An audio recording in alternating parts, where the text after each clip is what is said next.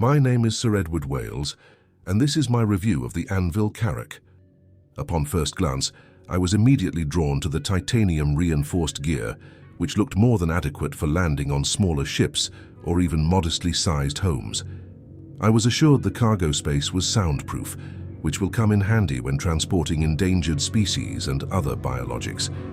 Lately, I have been dabbling in experimental surgery, which I feel I am getting better at. Yes, this ship will do nicely.